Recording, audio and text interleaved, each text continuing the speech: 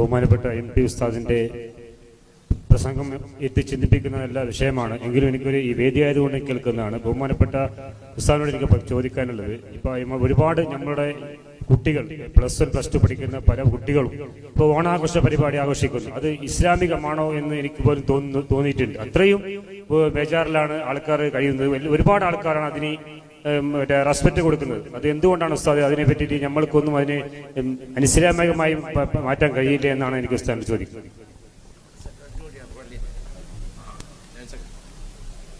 ബഹുമാനപ്പെട്ട പേര് മുഹമ്മദ്, നമ്മുടെ ഈ മഹലിന്റെ ദീനീ ചലനങ്ങൾക്ക് വലിയ നേതൃത്വം വഹിക്കുന്ന ബഹുമാനപ്പെട്ട മുഹമ്മദ് സാഹിബ് നമ്മോട് ചോദിച്ചത് നമ്മളെ ഇരുത്തി ചിന്തിപ്പിക്കുന്ന ഒരു ചോദ്യം തന്നെയാണ്.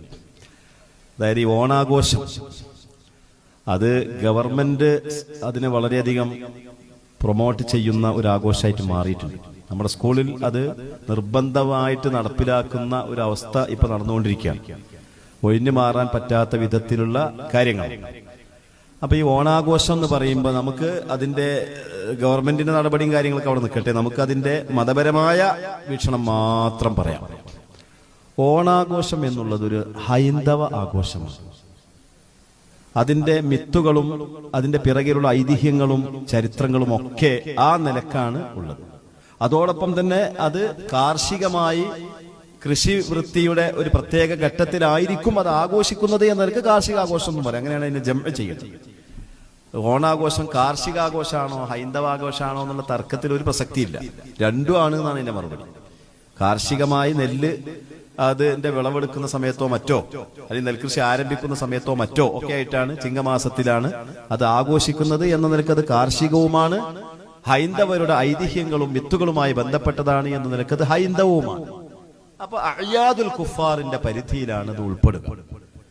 കാഫിരീങ്ങളുടെ ഉത്സവങ്ങൾ, അവിശ്വാസികളുടെ ആഘോഷങ്ങൾ, അവിശ്വാസികളുടെ ആഘോഷങ്ങളെ സംബന്ധിച്ച് പരിശോധിക്കുമ്പോൾ ആ ആഘോഷങ്ങളെ രണ്ടായിട്ട് നമുക്ക് കാണാൻ സാധിക്കും.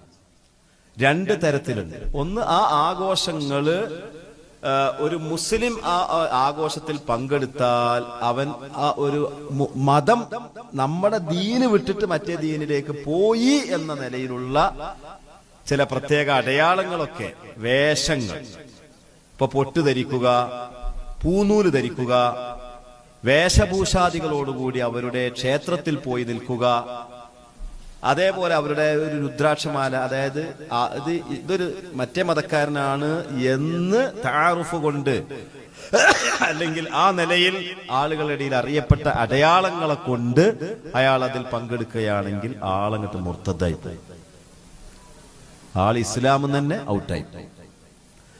അങ്ങനൊന്നും ഇല്ലാതെ ചാടിക്കളി, ഓടിക്കളി, കോൽക്കളി, അതുപോലെ പപ്പടം പൊരിച്ചു തിന്നുക, ഇങ്ങനെയൊക്കെയുള്ള വിഷയങ്ങളാണ് നടക്കുന്നത് എങ്കിലോ, അതിപ്പോ ഒരാൾ പപ്പടം പൊരിച്ചുകൊണ്ട് അതിപ്പോ മാപ്പിളല്ല മറ്റേ മതായി എന്ന് പറയില്ലല്ലോ. അങ്ങനെയുള്ള ആഘോഷങ്ങൾ ആണെങ്കിൽ അവിടെ 3 വിധിയാണ്.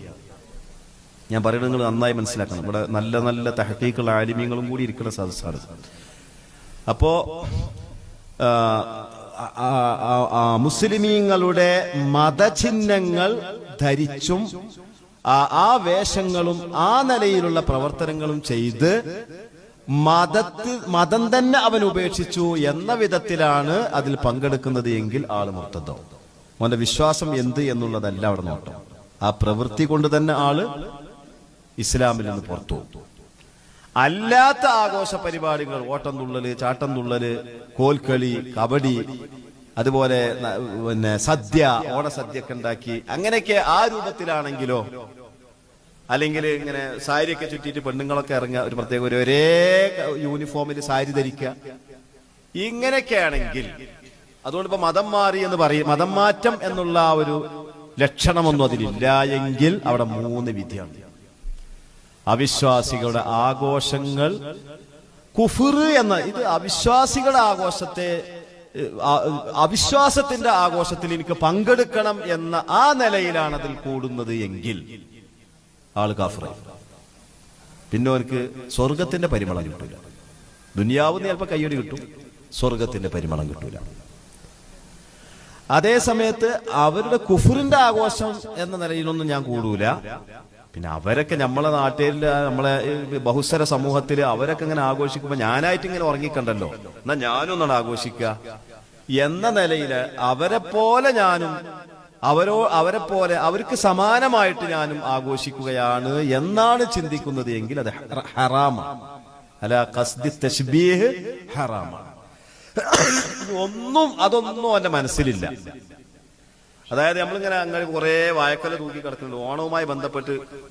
പിന്നെ ഇപ്പൊ ഈ കൊല്ലൊക്കെ ഓണവുമായി ബന്ധപ്പെട്ട് ഈ ചെറിയ നാലായിട്ട് കഷ്ണിച്ച ചിപ്സുകൾ, ഒരേ വട്ടത്തിലുള്ള റൗണ്ട് ചിപ്സ് അല്ല, 4ആയിട്ട് കഷ്ണിച്ച 90 ഡിഗ്രിയിലുള്ള നമ്മളെ വട്ടത്രികോണത്തിന്റെ ആ രൂപത്തിലുള്ള ചിപ്സുകൾ, പിന്നെ ചക്കര മിഠായി, അത് ഇഷ്ടംപോലെ പീടികളിൽ നിറഞ്ഞു കിടക്കുന്നുണ്ട്. അപ്പൊ അത് എന്ത് ചെയ്യാണ്, ഓണത്തിന്റെ അന്നേ അത് കിട്ടുള്ളൂ. അപ്പൊ അത് കാക്കിലോ വാങ്ങി നമ്മളെ വീട്ടിൽ കൊണ്ടുപോയിട്ട് കുട്ടികൾക്കൊക്കെ തിന്നാൻ കൊടുത്തു. അവിടെ നമ്മൾ ഓണം എന്നൊരു ചിന്താഗതി ഒന്നും നമ്മളെ മനസ്സിൽ വരുന്നില്ല. ഓണത്തിൽ ആഘോഷിക്കുക, അന്ന് എന്തൊക്കെ ആഘോഷമാണല്ലോ, ഒന്നേ നമുക്കൊരു ആഘോഷം, അങ്ങനെയൊന്നുമില്ല. യാദൃശ്ചികതയുമായി ഉള്ള ഒരു യോജിപ്പ് മാത്രമാണ് ഉണ്ടായത്. എന്നാൽ ഫലാബേസ, അപ്പൊ അവിടെ കുഴപ്പമൊന്നുമില്ല.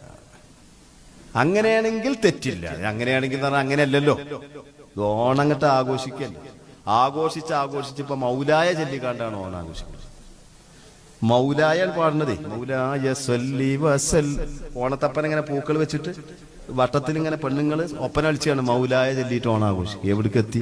അതാണ് തത്തബിഉന്ന സുനന മൻ കാന ഖബ്ലകും. നിങ്ങൾ അവരുടെ അടയാളങ്ങളെ, അവരുടെ ചര്യകളെ നിങ്ങൾ സ്വാംശീകരിച്ചു കൊണ്ടേയിരിക്കും എന്ന് അഷ്റഫുൽ ഖൽഖ് നബിയുന മുഹമ്മദ് മുസ്തഫ സല്ലല്ലാഹു അലൈഹി വസല്ലം.